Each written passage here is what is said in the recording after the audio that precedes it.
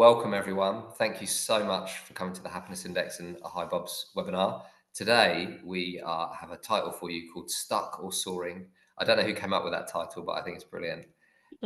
Reigniting growth and challenge in the workplace. So I'll just move us forward. There's a bit of context that we just want to give you to the session. So Desi, I'll ask you to introduce yourself. Absolutely. Good morning, everybody. Thanks for joining us today. I'm Desi. I'm at HiBob and I work in our professional services organization, but have a deep, deep passion for change management and learning and development. So I've invested a lot of time in my level 7 CIPD and also in some change management training. So a lot of it ties into what we're talking about today, which is about growth and challenge and learning. Yeah. Thanks, Desi. I'm Matt, co-founder of the Happiness Index. I've just got back from holiday, so I might be slower than average. I'm a dad. That's probably my most important job. My son said to me on holiday, he said, "You look like a 38-year-old that's dyed the side of his hair to grey to look older," which I don't know if that's a compliment or not, considering I'm 43 years old. And probably the most important thing that I like to share is I'm curious. So I'm just really curious today about hearing from Desi. I've seen her slides, they're excellent. I'm really looking forward to the session. Beforehand, I just want to give you a little bit of context about the Happiness Index. Um, for years, we've been known as an alternative to an employee engagement survey. And now our role is converting culture into performance. So we still do a competitor to traditional employee engagement surveys. You can test that for free if you go to thehappinessindex.com. But now our work is really focused on showing at board level, how does that great stuff you're doing on your culture actually impact the bottom line and drive results. So if you want to hear about any of that, get in touch. Before we move forward to Desi's session, I just wanted to share some data with you, which really does set the context. So employee engagement is down. It doesn't say it on the slide, but in the last year in our data, roughly speaking, it's about 6% down on the year before. So where is that driven from? So employees report an 8% drop in personal growth. I think everyone listening can recognize how that feels when you've had that point in your career. And personal growth was impacted by a 9% fall in employees feeling challenged in their role. I think we also see further in the data, which is not on the slide, that when people don't feel challenged in their role, they tend to leave an organization. And we often talk about how there's this really weird paradox where if the job's too complex or too hard, then people struggle. But likewise, if it's too easy, people also struggle. And I think sometimes verbatim comments are even more powerful than stats. So we just pulled out this stat of someone, but I think everyone can kind of empathize with this point, which is I feel like I have stagnated. There is no challenge in my role, and I'm bored of doing the same thing day in, day out. So I recognize a lot of the names on the attendee list, and I think a lot of us, that's what we do day in, day out. We don't want anyone to feel like that. So that's just a bit of context. And now I'm going to hand over to Desi to share some insight and some excellent answers on this. So over to you, Desi. Thank you so much. Thanks for teeing me up. If I can just take over the screen share, that would be awesome. Thank you. And hopefully, whoops, I've just switched us over here. So let's dive a little bit into these themes of growth and feeling challenged.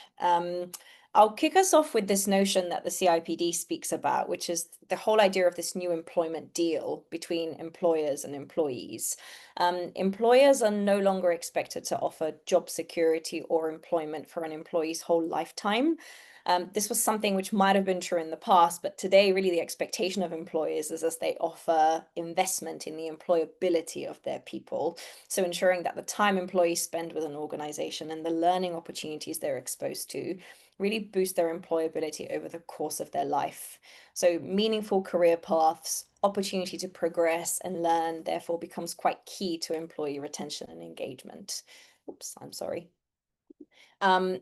this is where HR leaders can really come in. So reigniting growth isn't just a nice to have, it's, as we've already said, a business growth strategy. So if we want to retain top talent, we need to build systems where people stretch, learn, thrive every day, not just at that performance or annual review time. People stay where they feel seen, supported, and challenged. So when people can connect their growth to business outcomes, and when they know their development matters to the company, they're more engaged, they're more motivated, and more likely to stay. So this is where employers start to really reap the benefits of L&D interventions and initiatives, and it's almost that return on investment, so to use that crude term, so to say, of the new employment deal. So employability, therefore, is really deeply rooted in skills-based learning.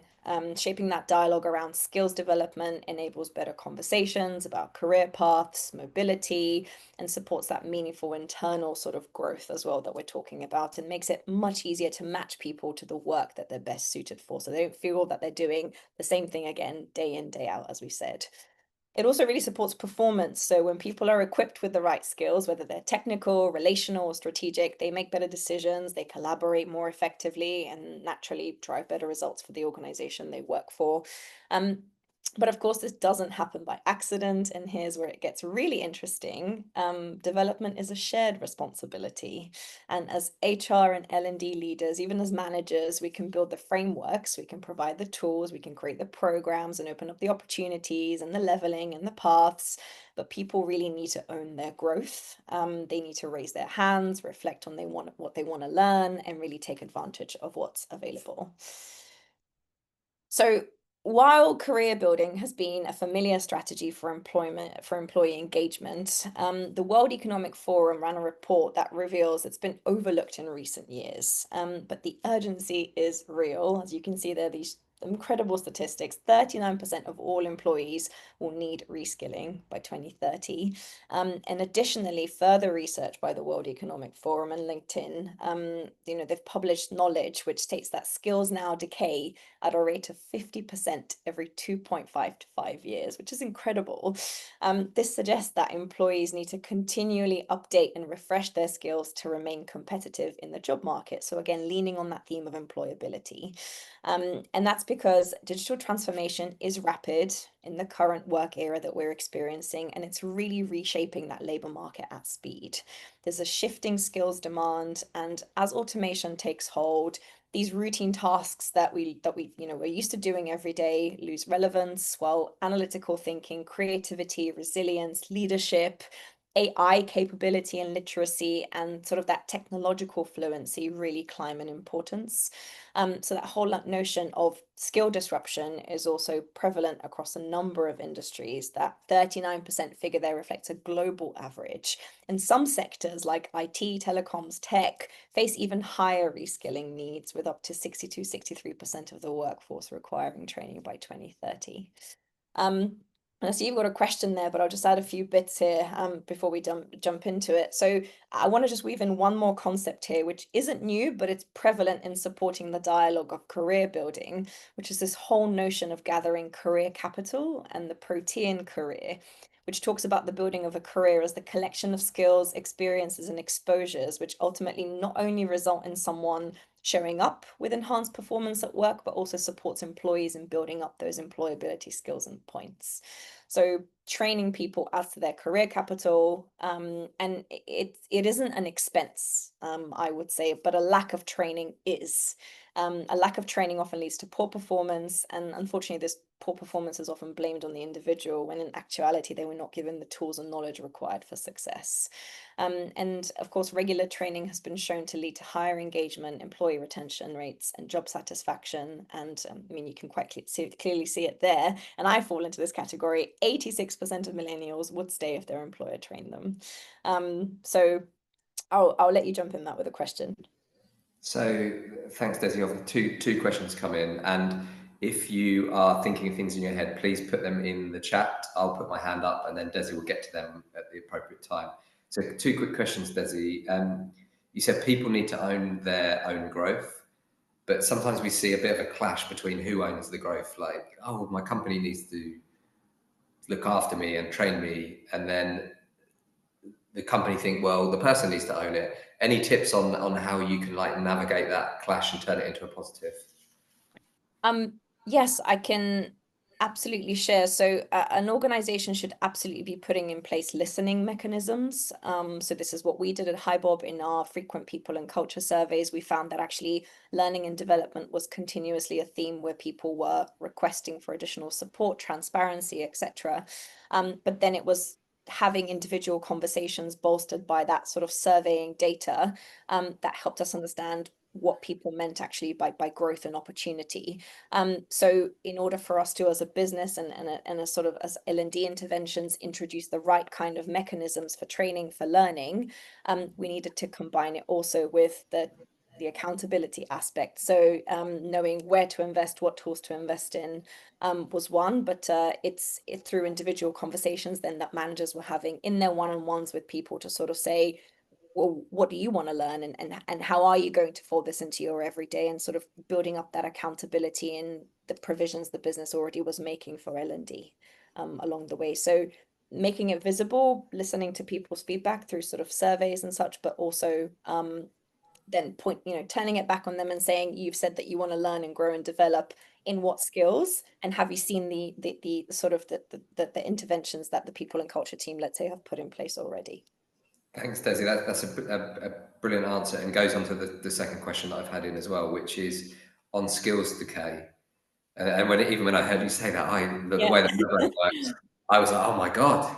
Um, how do we know what skills are decaying? And is there a way that we can keep an eye on that? Because there's a lot of fear at the moment. Even this morning, the percentage of people that worry that AI is going to replace their jobs. Any thoughts on how we as individuals could be looking at which skills are decaying, which versus which ones are not?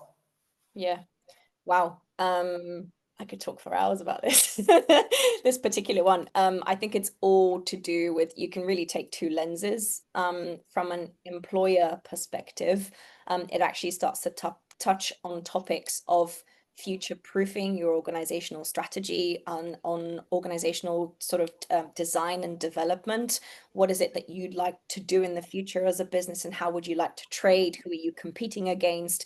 And what kind of roles, and how are your roles evolving in your business to support where you're trying to go, and then doing skill mapping against those roles. That will then be able to give you an idea of what the gap is between the people you might have now and how you'd need them to perform to future proof your business and your strategy. But as an individual, again, it's that honestly building that sense of coherence, of constantly scanning around your working environment and understanding, okay, so a year ago or 6 months ago, I was doing this really well and it served me really well. But now my tasks have maybe gotten harder, or what's required of me in my role has evolved and changed. And that reflection time of what is it that is now going to help me do things better cannot be understated. So sort of that reflection, along with the sense of coherence of a changing business environment, really will give you an idea of then how you should be benchmarking sort of what's going on in the industry there around the skills you should be developing. Thanks, Desi. I'll keep the questions coming and I'll shut Yeah, up for now. of course. So continuing on this theme, the idea of employee personal and career growth, that's really teed up nicely there, sort of continues to feed the argument that it's essential for retention and company growth too. So growth is a retention driver. So 86% of employees, I'm sorry, say that they would switch employers for one that offered more opportunities to grow. And this tells us that growth is not just a nice to have, it's a competitive differentiator in the talent market. If people don't see a path to learning and development in their current company, they'll find it somewhere else that helps them to develop those skills that they see would contribute towards their employability and their career capital. And of course, the cost of poor training is real. So a shocking 40% of employees who receive poor training leave within the first year. So really stop for a second, think about the cost of that, the recruitment, the onboarding, the time spent, the lost productivity. It's all wasted if people don't feel properly supported. So poor or absent training isn't just an HR gap, it's actually a business risk. And naturally, we've talked about this already, but learning does really fuel engagement. I can personally sort of attest to this, in that employees with access to continuous learning report 47% higher engagement, and I felt it within my own career. And when employees are engaged, we know performance follows naturally. So engagement correlates with lower turnover, higher productivity, enhanced environment for innovation, and stronger business outcomes. So the data is really clear here, I think. So growth attracts talent, training retains talent, continuous learning engages talent. So for HR leaders, this means learning must be really embedded into organizational culture and reinforced with the right tools and processes. So it's a real cultural intervention here, as well as obviously having like tools, system, infrastructures that really enable it along the way. So it's interesting to look at the process of learning as we dive deeper into this topic. And many employers assume L&D interventions mean a significant cost investment into programs, external facilitation, resources, etc. But actually, learning happens on the job. 70% of employee learning happens informally in the flow of work. And this shows us that employees aren't just learning through structured training or courses.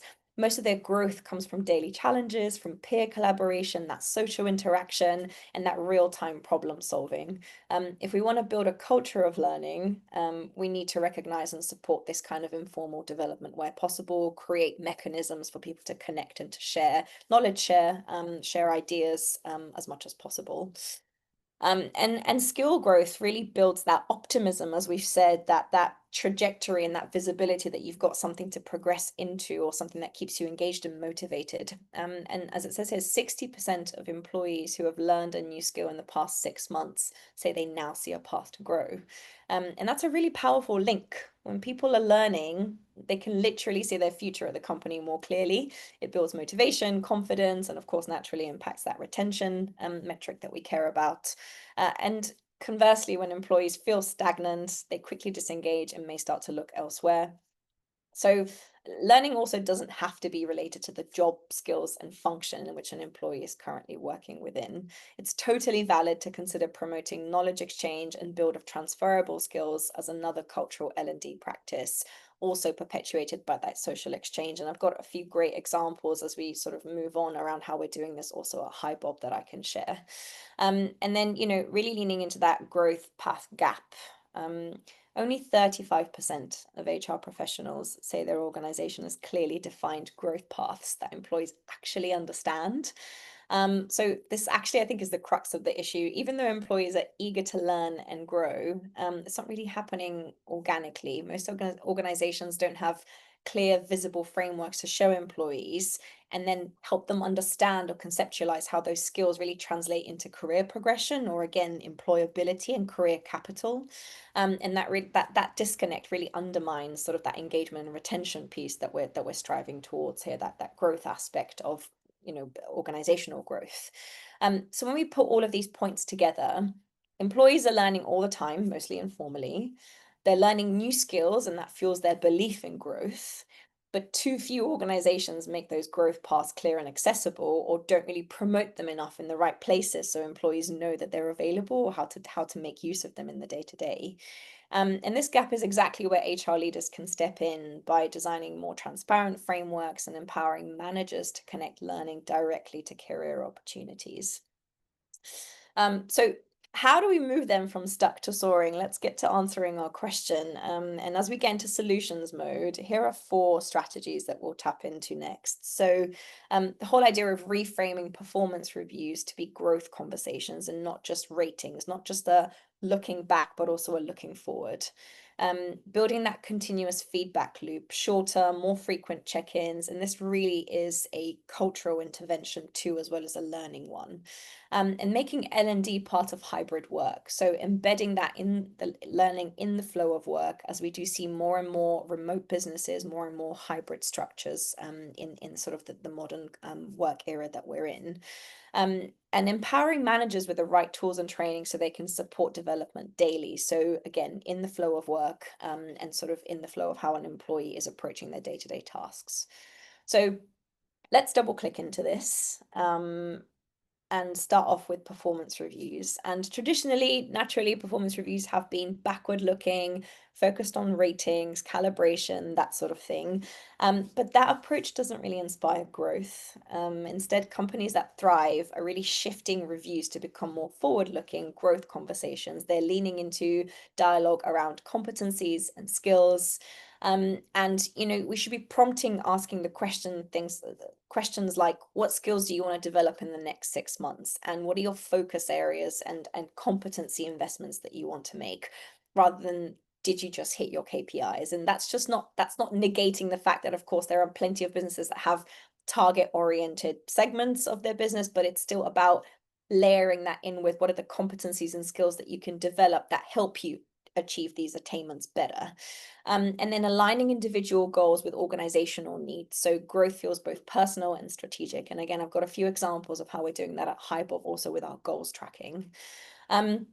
So yeah, I'll share here at HiBob, we've seen that reframing conversation in this way not only increases employee motivation, but also makes managers stronger coaches. So again, really embedding that culture of learning in the day-to-day. And the conversation is definitely shifting more towards competencies and skill focus rather than attainment of KPIs and metrics. And interestingly enough, those conversations feel way more positive, and the response from our people is with a lot more enthusiasm, and they see that investment in growing their own skills and competencies is a longer term return than just hitting that number or hitting that KPI. So it really starts to have a different feeling and sort of, chip away at that motivation piece. And of course, the next one is feedback and recognition loops. They need to be in place to keep that growth conversation alive between the points in time at which you might run performance reviews. So not just here it is at the start of the year and here it is mid-year and here it is at the end. Try to weave that into monthly check-ins or one-on-ones, simply by just dropping 1 or 2 questions there that maybe prompt an employee to spend that time reflecting on skills and competencies, as we've discussed. And yeah, annual reviews just aren't enough anymore. People want real-time guidance and recognition, and organizations that are introducing short, frequent check-ins, like I say, weekly or bi-weekly, see huge lifts in engagement. So encouraging your managers to carve out time every week to reflect and provide feedback to their team is actually a ritual that I've adopted personally with my team, following some internal training that we also received as leaders in the business. And this is part of a positive habit that make up what HiBob is calling our leader code. So again, these check-ins don't have to be long, and they can even be practices embedded in one-on-one conversations. So even a 15-minute check-in here or there is enough to ask, what's one thing you've learned recently, or what was challenging about that thing that you had to do last week? Where do you feel blocked in your growth? Is there anything I can do at the moment to support you?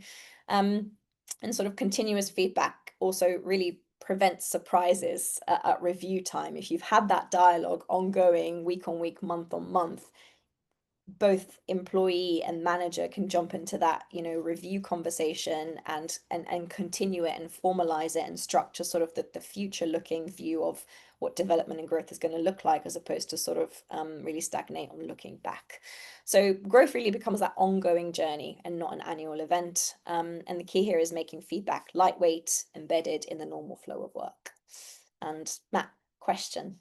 So you've got your hand up. Yeah, I just had a question come in on WhatsApp, which is, Yeah. you mentioned connect learning with career opportunities. Yeah. Have you got any examples of how that can operate in day to day? Yeah, absolutely. So I'll give a personal example. Actually, somebody on my team shared that actually in the future they'd like to own their own business.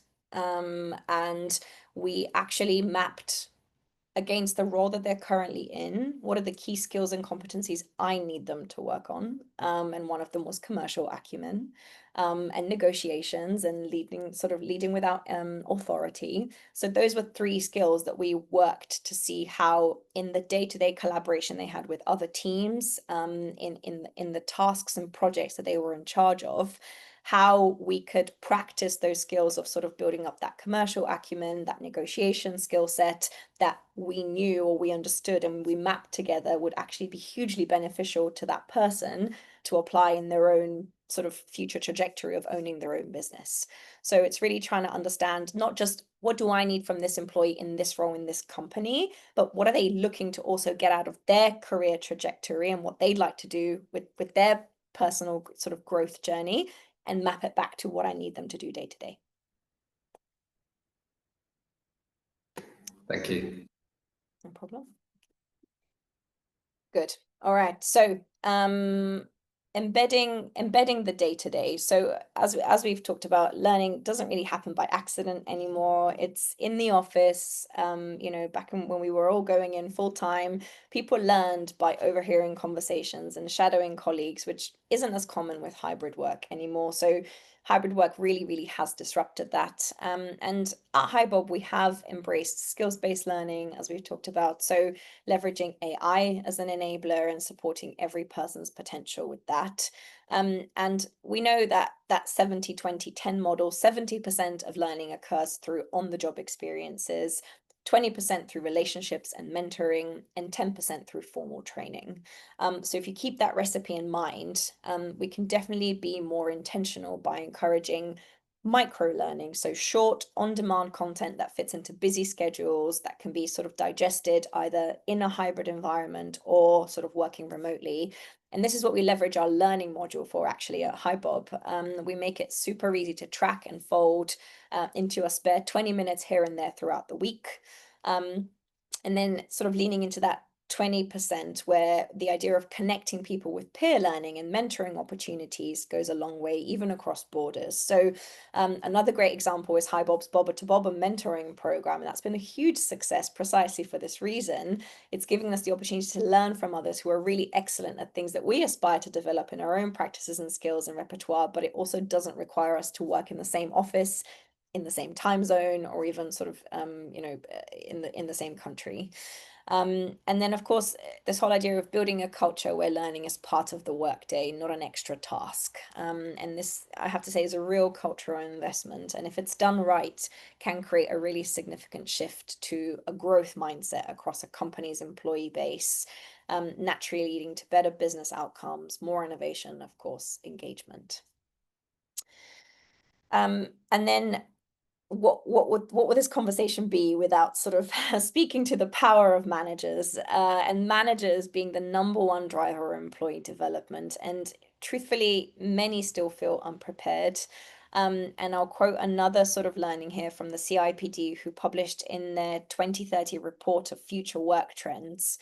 They talk about the importance of managers and their role in securing positive business outcomes, all through their ability to be future scanning, to be able to adapt to change, and to develop skills across the teams that they manage. And we need to equip them with the tools and training that make it easy to do so. We need to make sure that they're coached and enabled to spot growth opportunities in everyday tasks. So, stopping themselves from jumping in to solve problems, but instead challenging their team members with critical questions or nudges to solve things on their own, but with guidance. And then really embedding that also into a manager's competence and their practice and their skill set that they need to develop. And then, of course, managers should be setting stretch goals that are ambitious but also achievable for their team. And of course, finding opportunities where employees can do that on the job in the flow of work. And then the most important one, I think, having recently done some workshops internally on the whole idea of radical candor, it's having those honest, supportive career conversations. So helping to dispel that ambiguity, that lack of transparency about growth and what development really means. And when managers become growth catalysts, employees really feel supported and stretched at the same time. We know this. It's one of the most scalable levers that HR leaders can actually pull. And it is critical to invest in managers in these a bit to help them shape, this into practices every day. And it's often managers who are spotting those opportunities in the day-to-day and assigning those stretch projects and guiding people to new experiences. And HR should be investing in that, in coaching that out of them.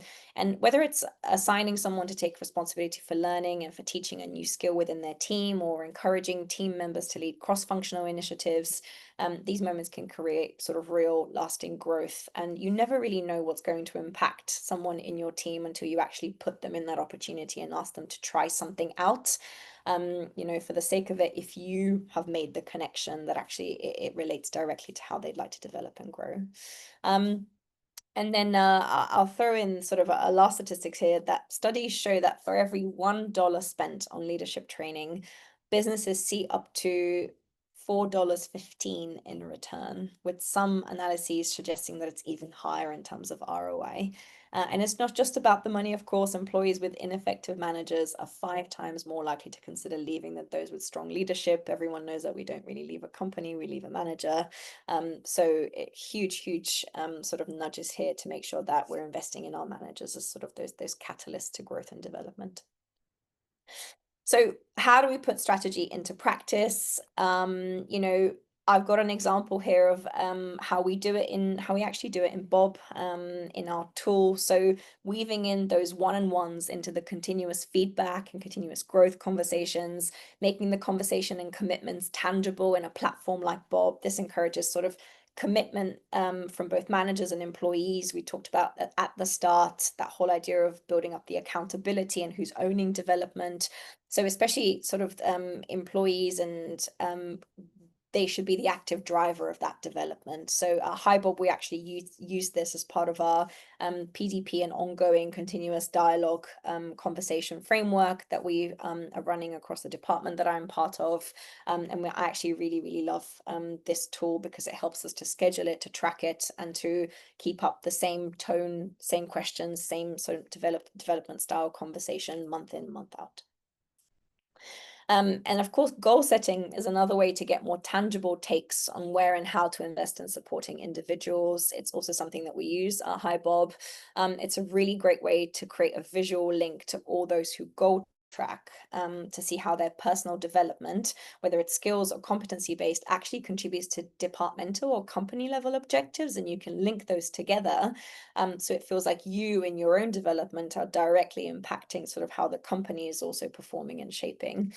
So it really supports that dialogue in making employees feel like they're stakes contributors to organizational success.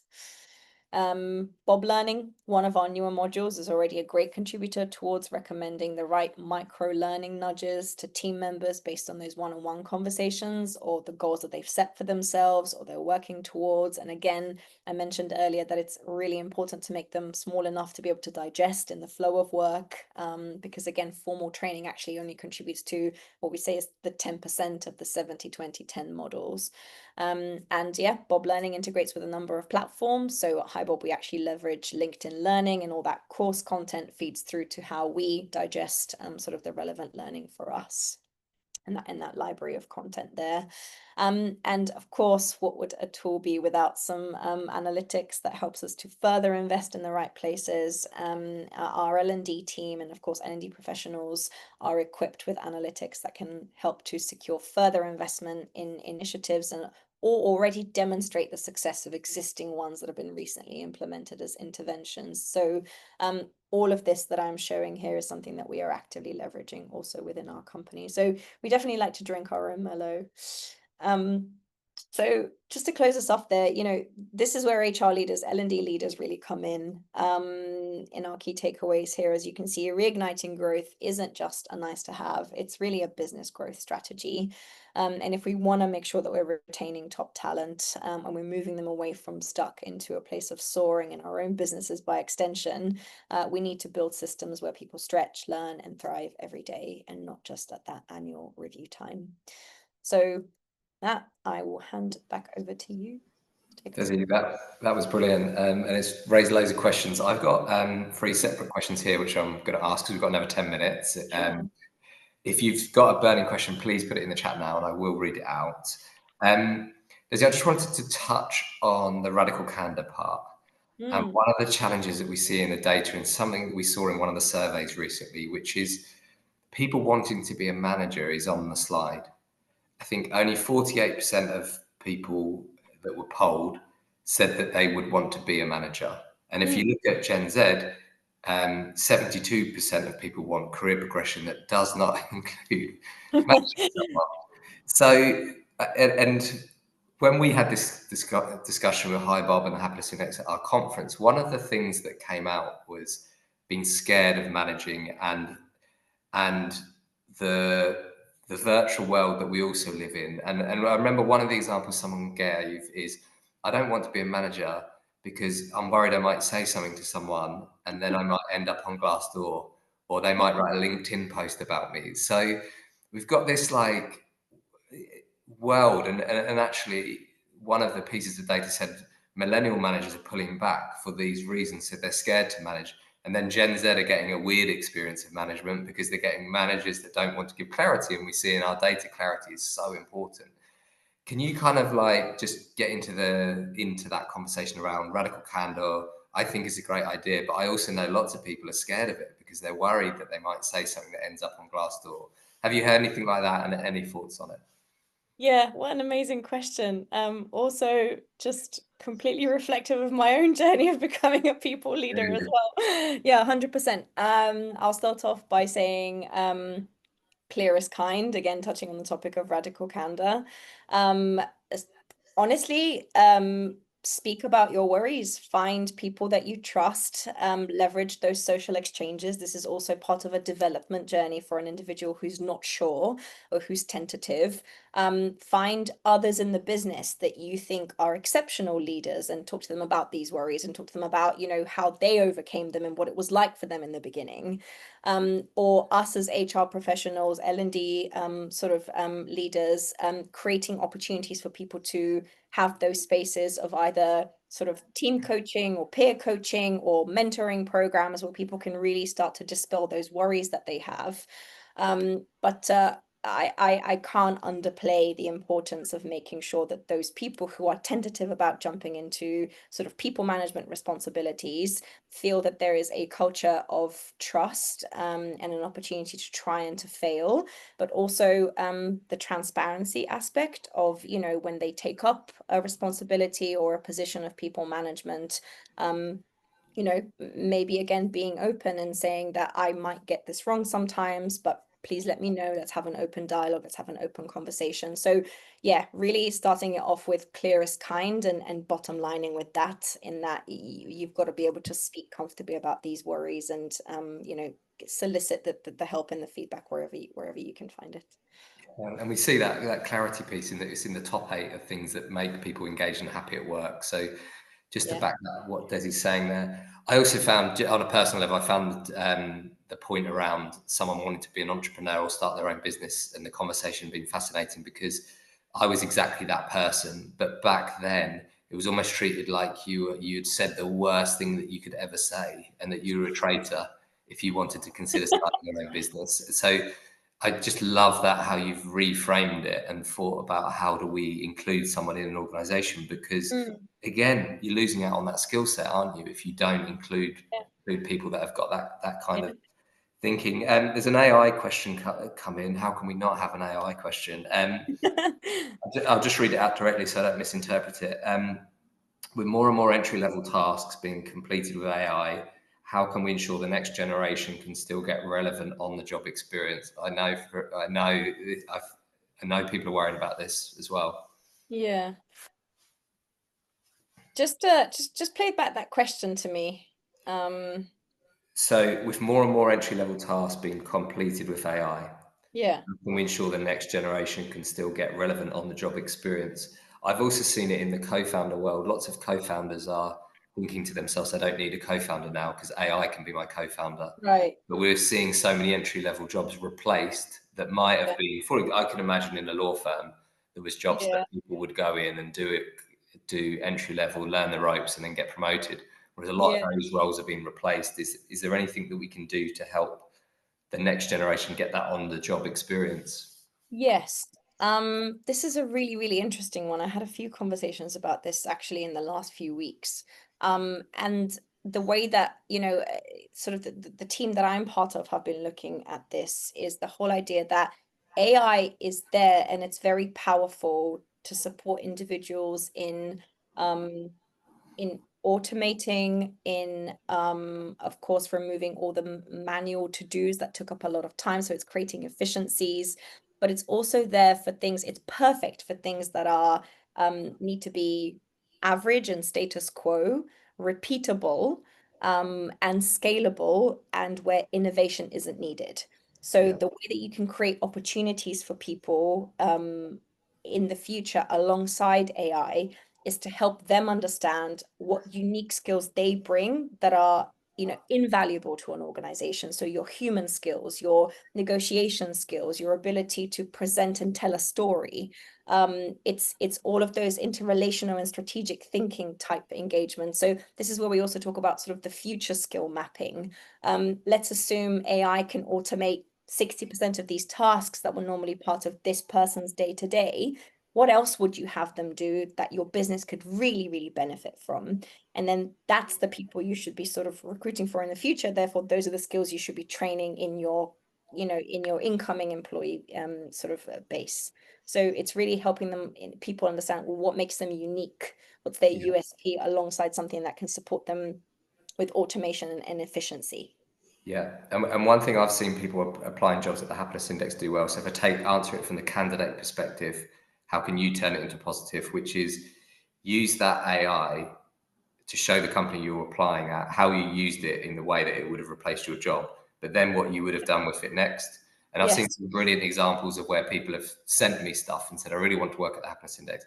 This is what I've done with AI.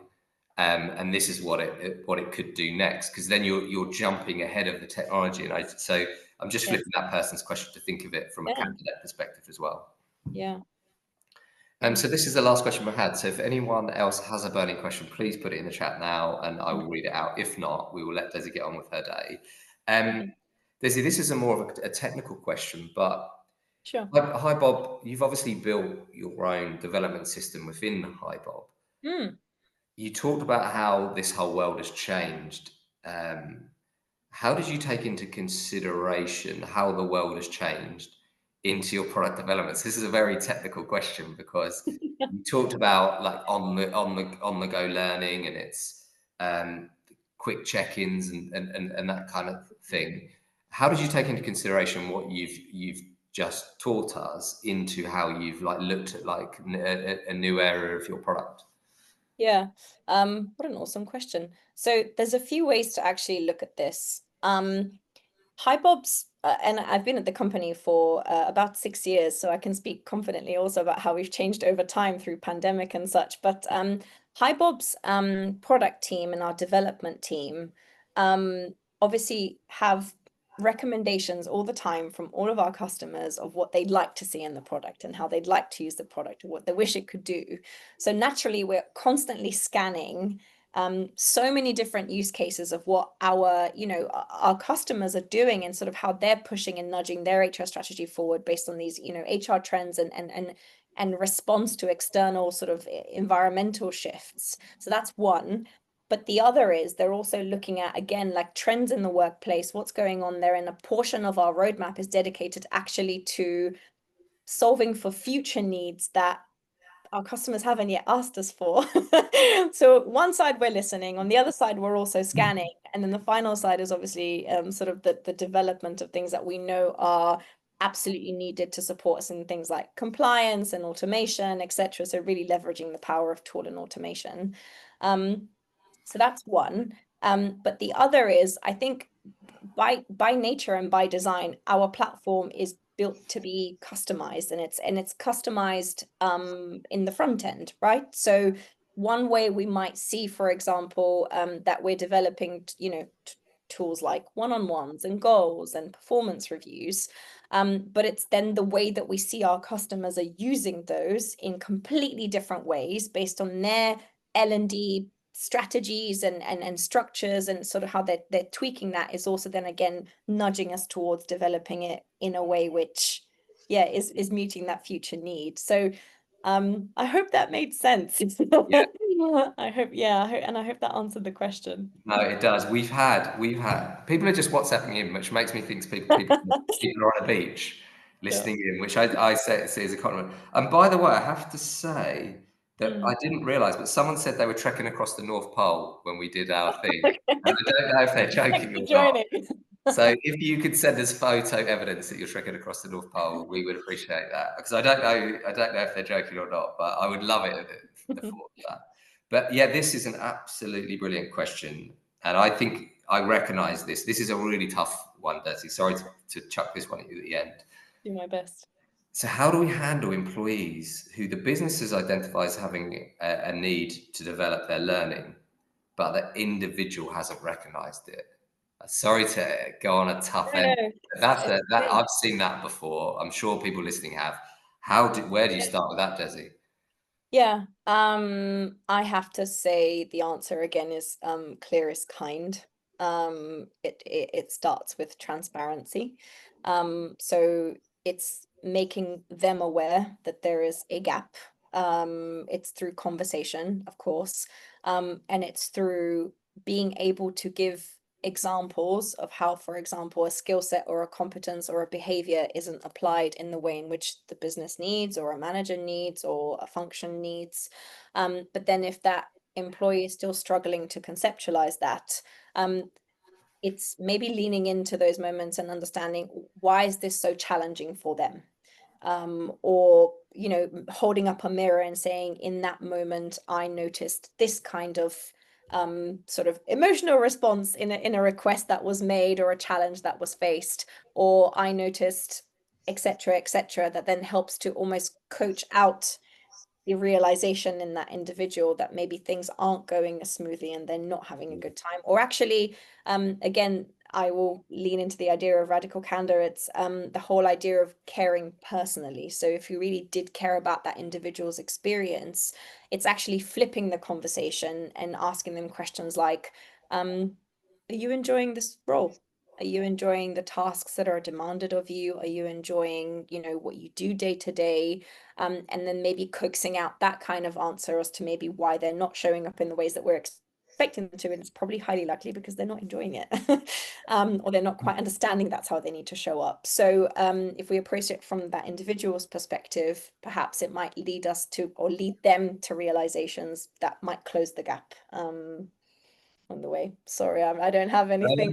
No, Desi, that's really useful. And I said it was last question. You thought you were going to get off to your lunch, or brunch, but you're not now because there's another question come in. Sure, I think this might be from a Workday customer, so I don't know whether let's try. this is a technical question. Does HiBob integrate with Workday? No, it does not. Although we do have opportunities to create connectors where we can transfer data if needs be, or pull data out to sort of leverage what needs to be leveraged in Bob. So I we do think have you've done. accelerators. I think you've done such a good job. You've got a Workday customer there, basically thinking I'm. So I think that is a good place to end. I'm just gonna, on behalf of the Happiness Index and HiBob, thank everyone that came along in the middle of, or not in the middle, but the end of August. Do you know Monday's the last day in the UK that it's gonna be light after 8 p.m. Not to make everyone sad. But I just want to say, if you want to get in touch with the Happiness Index, go to thehappinessindex.com. We're currently in the middle of the largest ever study on workplace happiness globally, which is out in March. You can actually benchmark yourself against that and find out the happiness and engagement of your employees for free. If you go to thehappinessindex.com and just click on try it. In terms of HiBob, it sounds like you've converted a few people here, Desi. If they want to get in touch, how do they get in touch? Absolutely. Just yeah, I think you can follow all of the various links and pieces there in our website. And I think Winnie is maybe going to support me from the comments there to give us a sort of a link to how they can reach out via the website to see a demo or to explore our product a little bit more.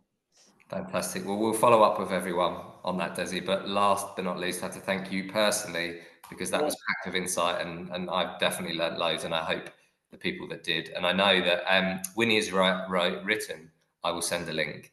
And Yes. Richard Bridgewater, who's the first ever customer of the Happiness Index, has said thank you both. So Thank you. we'll leave on that. Thank you, everyone. Thank you, Desi. Thank you. A pleasure.